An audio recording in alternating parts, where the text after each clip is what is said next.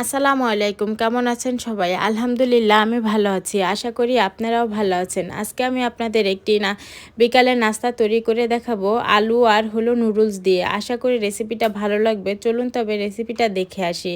প্রথমে এখানে ২টা আলু ছুলে নিয়েছি। এখন আলুটা আমি গ্রেট করে নিব। এখানে আমি কাঁচা আলুই নিয়েছি। এখানে কাঁচা আলুই নিতে হবে, সেদ্ধ আলু নেওয়া যাবে না।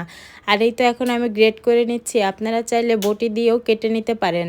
এখানে গ্রেট করলেই ভালো হবে, কারণ সবগুলো একরকম কুচি কুচি হবে। আর বটি দিয়ে দেখা যাবে একটা ছোট হচ্ছে একটা বড় হচ্ছে, ওটা কিন্তু আবার ভালো হবে না। আর এই তো বলতে বলতে আমি একটা আলু গ্রেট করে নিয়েছি। এখন আলুটা ভালো করে ধুয়ে নিয়ে এসেছি। এখন এর মধ্যে দিয়ে দিব নুডলস। এই নুডলসটা আমি আগে থেকে রান্না করে রেখেছিলাম।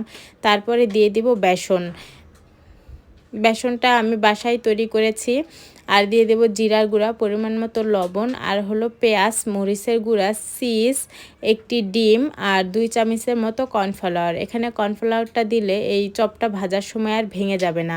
এই বেসনটা যেহেতু আমি বাসায় তৈরি করেছি, তাই ব্লেন্ডারে গুঁড়ো করে নিয়েছি 2 ধরনের ডাল আর চাল দিয়ে। তাই একটু ভালো করে মেশাতে হবে। বাইরের বেসনের মতো অত মিহিন হয়নি। একটু ভালো করে মিশিয়ে নিলেই দেখবেন একদম পারফেক্ট হয়ে গেছে। আর এই তো মেশানো হয়ে গেছে।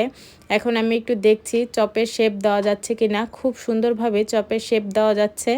এখন চুলায় একটি কড়াই বসিয়ে কড়াইটা হালকা গরম করে এর মধ্যে পরিমাণ মতো তেল দিয়ে দিব। তেলটা খুব ভালো করে গরম করে নিতে হবে, নাহলে কিন্তু চপগুলো আবার লেগে যাবে নিচে। আর এই তো তেল গরম করা হয়ে গেছে। এখন একটা একটা করে আমি ভেজে নিব চপগুলো। আর চপটা আমি এই শেপ করে দিয়েছি। আপনারা আপনাদের ইচ্ছা মতো দিতে পারেন, যার কাছে যেটা ভালো লাগে। আর এই তো আমার সবগুলো চপ দেওয়া হয়ে গেছে। এখন এক পিঠ একটু ভাজাও হয়ে গেছে, অপর পিঠ একটু উল্টে দিব। আর এই পর্যায়ে চুলার আঁচটা কম রাখতে হবে, বেশি দিলে কিন্তু উপর থেকে পড়ে যাবে আর ভিতরে কাঁচা থেকে যাবে।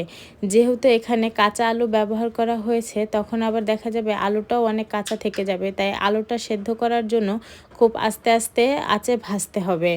আর হলো অল্প আঁচে চপগুলো ভাজলে কিন্তু অনেক মচমচে হয়, আর বেশি আঁচে ভাজলে উপর থেকে পুড়ে গেলে তখন ওইটা নামিয়ে ফেলতে হয়, আর ভিতরে থেকে যায় কাঁচা, তখন ওইটা আর খেতে ভালো লাগে না।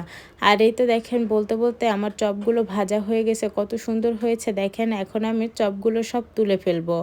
আস্তে আস্তে তুলে নিতে হবে। আর চুলার জালটা কিন্তু অফ করা যাবে না, অবশ্যই জ্বালিয়ে রাখতে হবে, নাহলে বন্ধ করে দিলে কিন্তু তেলগুলো সব চপের মধ্যে ঢুকে যাবে। আর চুলার আঁচটা জ্বালানো থাকা অবস্থায় তুলে ফেললে তেলগুলো অত বেশি ঢুকে না। আর এই তো বলতে বলতে সবগুলো চপ তুলে ফেলেছি। দেখেন কতটা সুন্দর হয়েছে।